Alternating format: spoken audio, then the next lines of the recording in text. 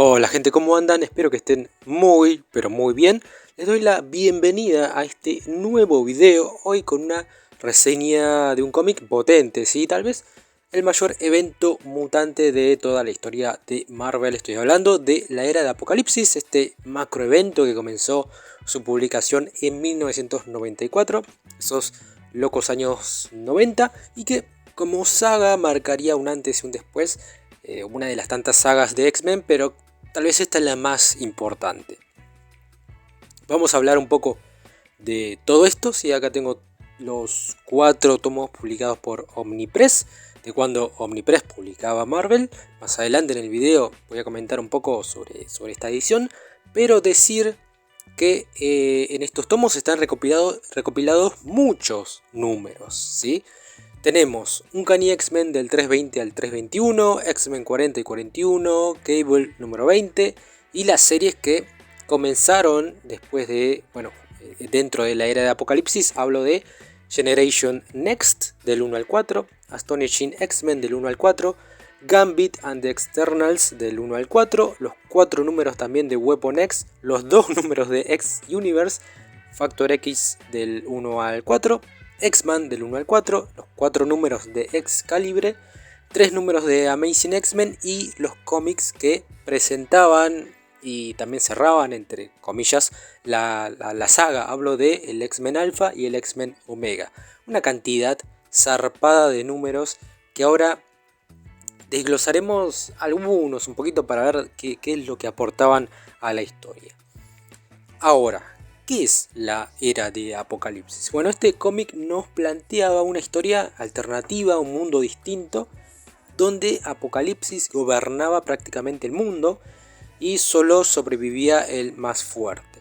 Todo empieza en los números de Uncanny X-Men, bueno, los números de Uncanny, Cable y los números de X-Men, donde hay un pequeño arco llamado La búsqueda de Legión, donde este personaje, Legión, el hijo de Charles Xavier, en pocas palabras, enloquece y viaja al pasado con el objetivo de asesinar a Magneto y de esa manera evitar ese futuro donde el sueño de coexistencia entre humanos y mutantes de Xavier se ha manchado por las acciones de Magneto. Sucesos más, sucesos menos, Legión no logra matar a Magneto, sino que termina asesinando a su padre, lo que produce una paradoja que, resumiendo, provoca que la realidad del universo Marvel cambie y se reconfigure en una nueva realidad donde Apocalipsis es el gobernante de Estados Unidos y tiene planeado dominar obviamente el mundo.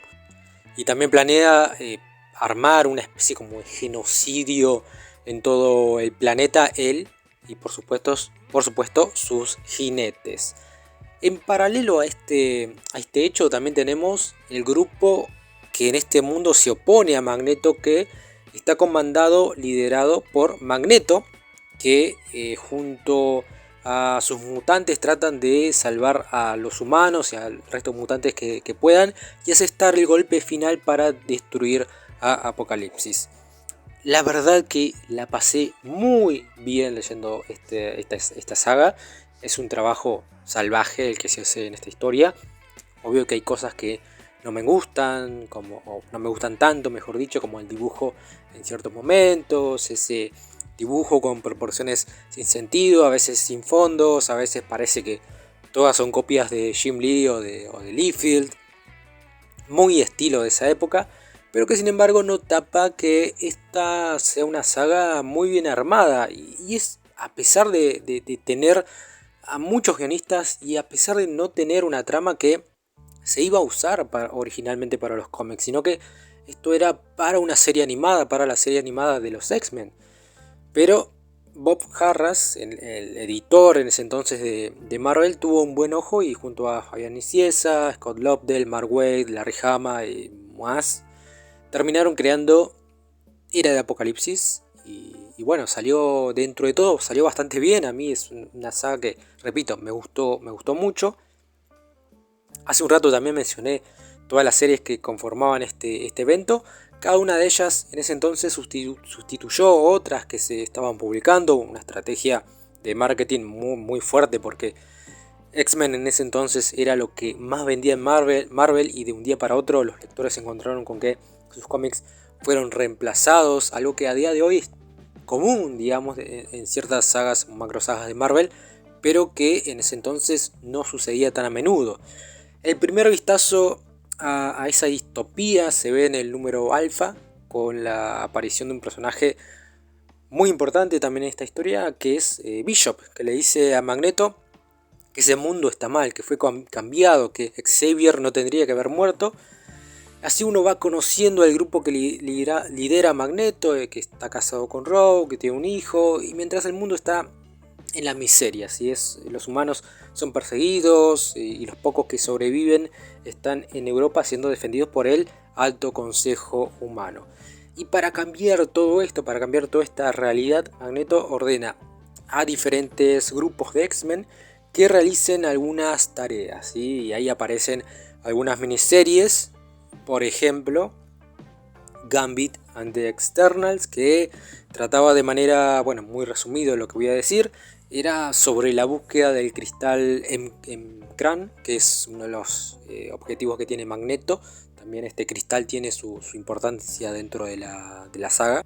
Y fue una miniserie realizada por Nicieza. Después teníamos Excalibur, donde el protagonista era Nightcrawler, que tenía que encontrar a Destino en Avalon porque Magneto la necesitaba para corroborar los dichos de Bishop.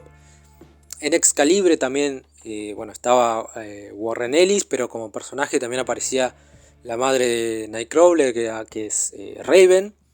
Después en Weapon X estaba Larry Hama contando lo que hacían Wolverine y Jean Grey, con ese diseño tan copado de Logan. Que eso es otra cosa que tiene esta saga, que los diseños son muy buenos. Es otra cosa que me gusta, este mundo también que se crea, los personajes con sus trajes cambiados. Es un punto bastante fuerte dentro de este cómic. Pero volviendo, también había una miniserie que te presentaba un personaje que medio ya de inicio adivinabas quién era. Estoy hablando de Nate, que tiene un poder que rivaliza con el de Apocalipsis. El título era en X-Men, en X-Man, perdón. Así que hay de todo en esta miniserie. Cada una presentaba el estatus de cada mutante dentro de este nuevo mundo. Pero una de las dudas que yo tenía al leer los primeros números, el primer tomo sobre todo, era que me preguntaba por qué no hay más héroes. ¿Por qué no está Spider-Man? ¿Por qué no están los Avengers? Y eso se explica dentro de la historia en X-Universe, que es la explicación en la historia, porque la realidad es que X-Men dominaba las ventas en esos años. No había lugar para unos Cuatro Fantásticos, por ejemplo, ¿sí? Los X-Men eran los protagonistas absolutos en ventas y obviamente tenían que ser los protagonistas absolutos dentro de esta saga, aunque dentro de X-Universe aparecen otros héroes y te explican un poco cuál es el status quo de algunos de ellos. En estos números aparecían, Tony Stark, Sue Storm, Banner, te decían por qué no estaba Peter Parker, por qué no estaba Black Panther y así otras cositas que se contaban en X-Universe. En el apartado del dibujo, hay de todo, ¿sí? Hay mucho ladri y otros que tienen un dibujo bastante bueno. Tal vez el que más se diferencia en su trazo es Chris Bachalo en Generation Next. Es un dibujo un poco caótico a veces, pero es un dibujo que a mí me gustó. Después estaba Andy Kubert, Terry Dodson, Steve Scrooge, La Roca con un dibujo muy choto, Madureira. Estaba hasta Carlos Pacheco, que aparecía creo que en uno de los últimos números. Había de todos, dibujos muy buenos, otros bastante raros. Había mucha página, o hay mucha página doble vertical. Algo que ya no se ve, creo que era Ken Lashley, que metió creo que una o dos hojas así en todos sus números. Sin palabras, la verdad, había de todo dentro de estos títulos. Pero en fin, para mí es un gran evento, tienen que leerlo. Si les gusta X-Men es obligatorio. Si quieren leer una buena saga dentro de Marvel, tienen que leer esta Era de Apocalipsis. La edición de Omni Está bien ordenada, ¿sí? En cuanto a cronología. Si no me equivoco, había unos números que iban antes que otros, pero no cambia mucho la lectura, depende de la guía que vos te encuentres, no cambia demasiado. Son tomos que salieron bajo esta línea de selecciones Marvel, con un cambio de papel entre tomo y tomo, algo que ahora era muy común, pero en ese entonces también se hacía. No es la gran edición, pero si alguno la puede conseguir, hágalo. O alguna que otra edición de España, aunque sean bastante caros, o en inglés, o la vieja confiable por ahí en internet. De la era de Apocalipsis también siguieron saliendo otras historias. Había unos números llamados X-Men Chronicles, después estaba Tales, también había una miniserie de Blink, pero estos eran como precuelas, así como números que se ubicaban antes de lo sucedido en la etapa, en esta macro saga de los 90. Incluso también hubo What If de este universo, pero nada hiper necesario para leer. Así que gente, bueno, esta es mi recomendación, mi reseña de X-Men Era de Apocalipsis. Lo disfruté mucho leer esta historia. No tengo mucho más para decir. Les recuerdo que si me quieren seguir en mi canal, mejor dicho, en las redes sociales, pueden hacerlo. Están los links en la descripción. Y obviamente, si todavía no me siguen en este canal, háganlo. Se los estaría agradeciendo. No hay mucho más que comentar, cualquier cosa me lo dejan en los comentarios y como siempre les digo, lean cómics.